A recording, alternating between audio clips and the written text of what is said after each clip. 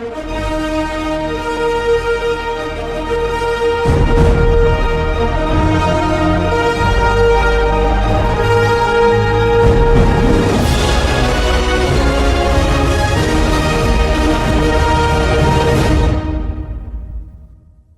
is a little story time with Storm.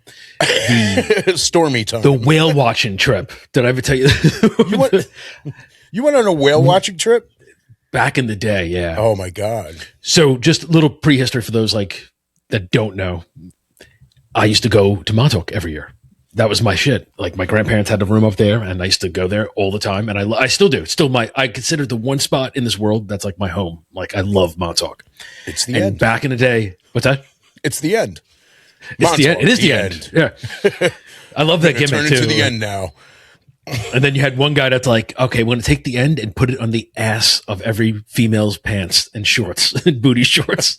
Does have like the one each cheek? Yeah. Does Lincoln Park play when you get there? Like then it does, but doesn't it matter? It doesn't matter though. But just going back to the story, it's not a huge story, but it's just the one time I went whale watching, went on a boat. You know, it's a big ship and you all board the ship and then you go out and it takes a couple hours. You go out to the middle of the ocean and you just see whales if you're lucky. Okay. So we happened to see whales that time. So we were lucky, but I was actually even luckier because I was treated to a show before we even took off. And I almost positive I told you about this, but just for those watching that obviously don't know, I was on the back of the boat and I was like on the railing looking down. And you know, as a kid, you're just fascinated by minor things like the water bubbling from where the propellers are.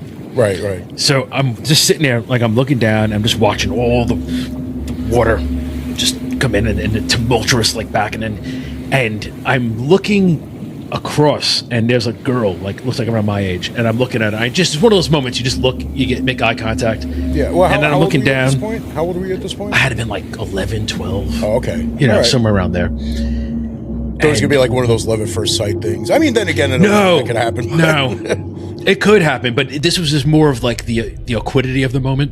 Like, so I shared this moment with this girl, and the moment I shared was as I was standing there looking at her and then looking down, I feel this tap on my shoulder, and then I look up, and there's this dude just standing there.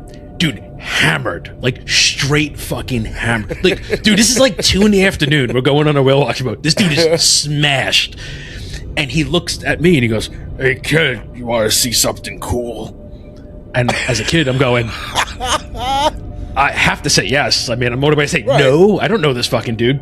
I feel like at a young age, you already know that if you say no to a drunk, that he's just going to keep bothering you until you say yes. That, or I'm going to end up in a milk carton. So I'd rather prevent that. For those that don't know, missing people used to be on milk cartons back in the day. Yeah. Yep. That was a thing. But I'm standing there, so he taps me. "Do you want to see something cool?" I say, "Sure." And as I said sure, I looked across at that girl, and she is close enough to where she can obviously see what's happening and hear what he said. Okay. So we both had that look like, oh boy, I don't know what this is about. Hey, so, kid. Yeah, dude, but he was like, "Hey, kid." Like his eyes already closed. You know when somebody gets that drunk where like they're zombied out. And he has a bottle of beer, right? So as I say sure, and I green light this, green light this this cool thing he's about to show me.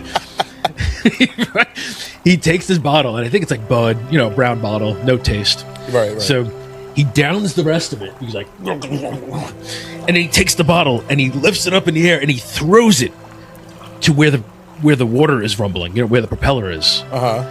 So he throws it down there, and I look down, and I guess he thought that when he threw it in there, it was going to break against the propellers and then make this loud, like satisfying. And then when it didn't happen, he went, "Oh shit, plan B." So he goes,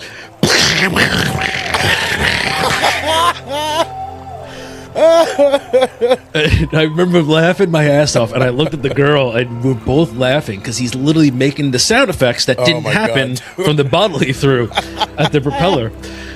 In his drunken stupor, he thought he was going to be like, I don't know, like David Blaine, and just make it disappear into the propeller and just make this noise. Yeah. Look what I could do. Copperfield this shit.